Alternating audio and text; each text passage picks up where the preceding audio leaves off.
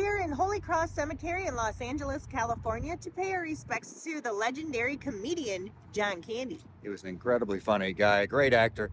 He died far too young, but he left behind many, many great movies for us to enjoy to this day. We cordially invite you to come along. Come along.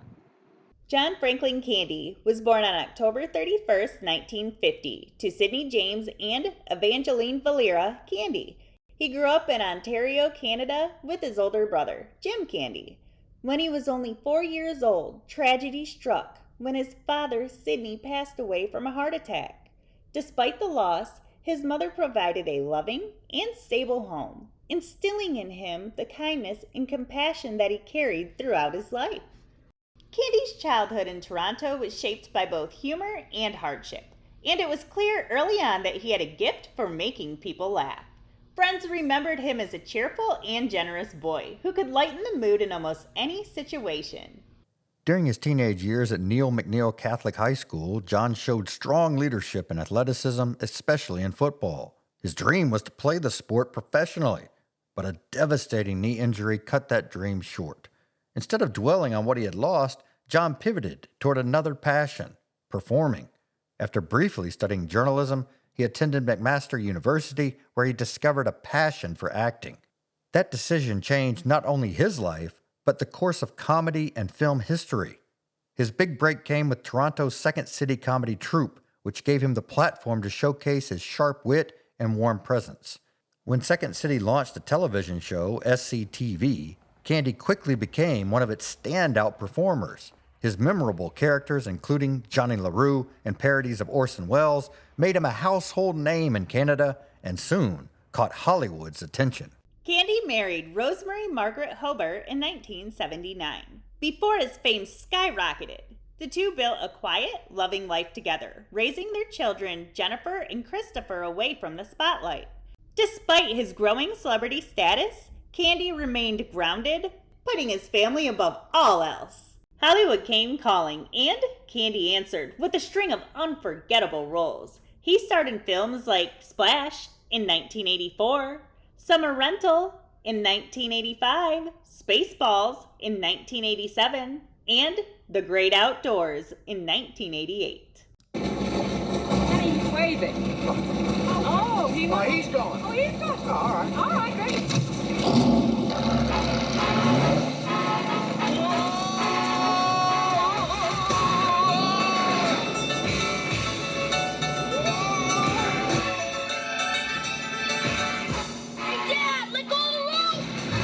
But it was his partnership with John Hughes that solidified his place in Hollywood history.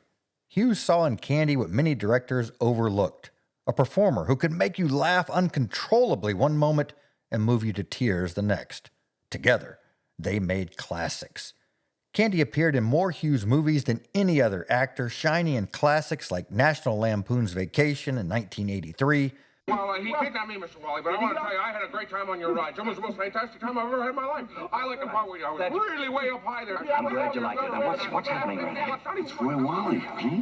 Yeah, Mr. Wally, my name is Russ Lasky. I met you at the summer picnic last year, and I just want to tell you, I had a great time of my life. They kidnapped one of my men, sir. But I was the one who was sick. Well, anyway, Mr. Wally, I went on all the rides, and you know, I didn't even get sick this time. Normally, I get sick on all your rides. I didn't get sick, what? Planes, Trains, and Automobiles in 1987, Have any idea how fast you were going? Funnily enough, I was just talking to my friend about that. Our speedometer's melted, and as a result, it's very hard to say with any degree of accuracy exactly how fast we were going. 78 miles an hour. Uncle Buck in 1989, Are you crazy? I can be. You could have taken his head off. Yeah, but what do you notice? Can we get something straight? The guy's a predator, and you're his prey. Oh, really? You bet. And how do you know? When I was his age, I was the guy zooming the girls like you. Pretty face, big chip on your shoulder. I recommend that you stay out of my personal life. and even Home Alone in 1990, where he filmed his scenes in just one day as the lovable polka king of the Midwest. Oh, geez. If you have to get to Chicago, we'll gladly drive you. It's on the way to Milwaukee. You give me a ride? Sure we will. Why not? You know, you gotta get home and see your kid. A ride to Chicago? Sure, it's Christmas time. Thank you. Oh, thank you. You don't mind going with some polka bums? No, I'd love to. In Planes, Trains, and Automobiles, Candy played Del Griffith, a talkative, lonely shower curtain ring salesman. Opposite Steve Martin's uptight Neil Page, Candy created one of the most beloved characters in comedy history.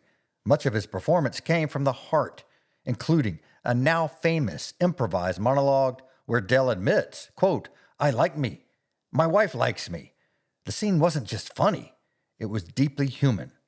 And it's one reason the film has stuck around all these years as a Thanksgiving staple. His talent was not limited to comedy.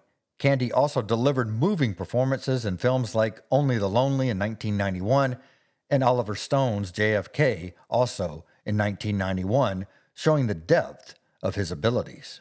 Outside of acting, Candy was passionate about sports. In 1991, he co-owned the Toronto Argonauts football team with Bruce McNall and Wayne Gretzky. He played a key role in signing star player Ragib Rocket Ismail, an enormous coup that shook the sports world.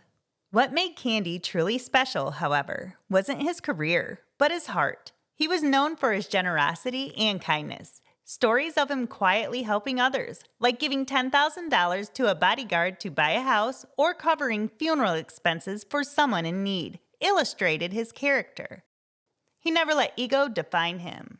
His longtime friendship with fellow Canadian actress Catherine O'Hara was another cherished part of his life. O'Hara once admitted to having a crush on Candy and remembered auditioning for him in 1974, where he immediately recognized her comedic talent.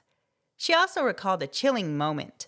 On his 40th birthday, Candy confided in her that he felt he might not live past middle age. Strangely, he passed away on O'Hara's 40th birthday, just a few years later. Candy struggled with health issues for much of his adult life. A heavy smoker for years, he made serious efforts to quit and succeeded a few months before his death.